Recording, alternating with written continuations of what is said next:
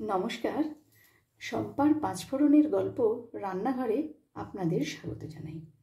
আজ বানাবো ভেটকি মাছের কাঁটা চচ্চড়ি। এই ভেটকি মাছের কাঁটা চচ্চড়ি বানাবার জন্য আমি এখানে নিয়েছি ভেটকি মাছের কিছুটা কাঁটা, একটা আলু ডুমো করে কাটা, নিয়েছি একটা টমেটো কুচি, একটা পেঁয়াজ কুচি, 4টে কাঁচা লঙ্কা, একটা রসুন কুচি। প্রথমে আমি এই ভেটকির কাঁটাগুলোকে নুন আর হলুদ দিয়ে মাখিয়ে রেখে দেব কিছুক্ষণ।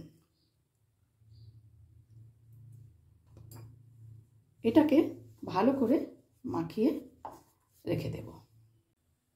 কড়াই খুব ভালো করে গরম করে নিয়েছি। এবার কড়াইয়ের মধ্যে আমি দিয়ে দিচ্ছি বেশ কিছুটা সর্ষের তেল। এই কাঁটা চচ্চড়িতে কিন্তু তেলটা একটু বেশিই লাগে। তেল গরম হয়ে গেছে, তেলের মধ্যে আমি এবারে এই কাঁটাগুলোকে ভেজে নেব।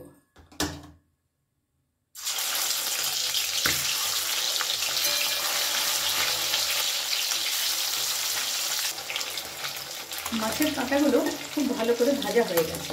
এবার আমি এগুলোকে তুলে নেব। মাছ ভাজা তেলের মধ্যেই আমি এখন আলুগুলো লাল করে ভেজে নেব। দিয়ে দেব সামান্য একটু হলুদ, আর দেব সামান্য একটু নুন। ভালো করে এটাকে আমি লাল করে ভাজবো। আমার রান্না যদি আপনাদের ভালো লেগে থাকে অবশ্যই ফলো ও লাইক করে আমার পাশে থাকবেন। আর যারা আমার চ্যানেলটি এখনও সাবস্ক্রাইব করেননি তাদের কাছে অনুরোধ রইল চ্যানেলটি সাবস্ক্রাইব করে পাশে থাকা বেল আইকনটি অবশ্যই প্রেস করবেন, যাতে আমি কোনো রেসিপি দিলে আপনাদের কাছে নোটিফিকেশন পৌঁছে যায়। আলুও খুব সুন্দর লাল করে ভেজে নিয়েছি। এবার আলুগুলোকে আমি তুলে নেব। আলু ভাজা তেলের মধ্যেই আমি দিয়ে দিচ্ছি 2টো শুকনো লঙ্কা, আর দেব 1 চামচ মতন গোটা জিরে। ফোড়নটা কয়েক সেকেন্ড একটু নেড়ে নেব।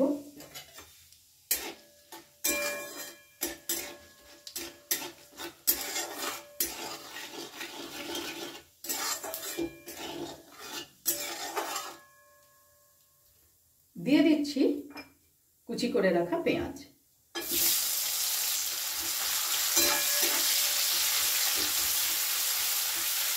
পেঁয়াজটা একটুখানি ভেজে নেব।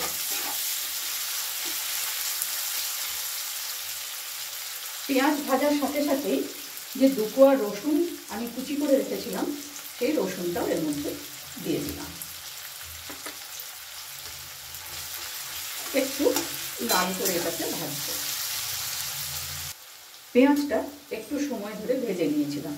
এবার এর মধ্যে দিয়ে দিলাম টমেটো কুচি, সাথে সাথে দেব পরিমাণ মতো লবণ,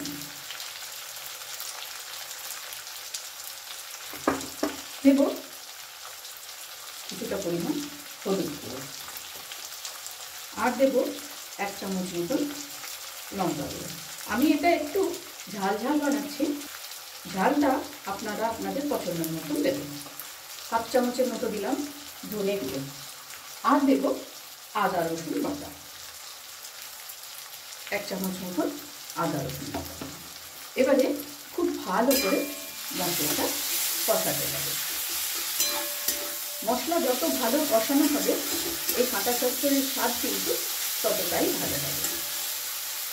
সামান্য একটু জল দিয়ে দেব।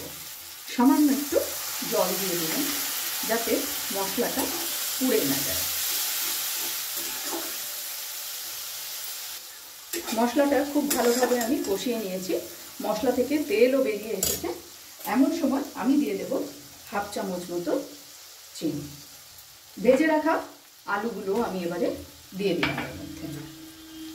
আলুগুলোর সাথে মশলাটাকে ভালো করে মিশিয়ে নেব। আর দিয়ে দিচ্ছি ভেজে রাখা মাছের কাঁটাগুলো। এটা দিয়েও ভালো করে মিশিয়ে নেব।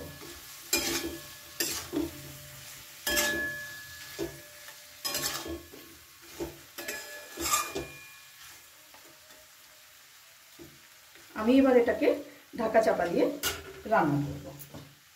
ঢেকে দিলাম 2-3 মিনিটের জন্য। 2 মিনিট মতন হয়ে গেছে। এবার আমি এটা দেখে নেব।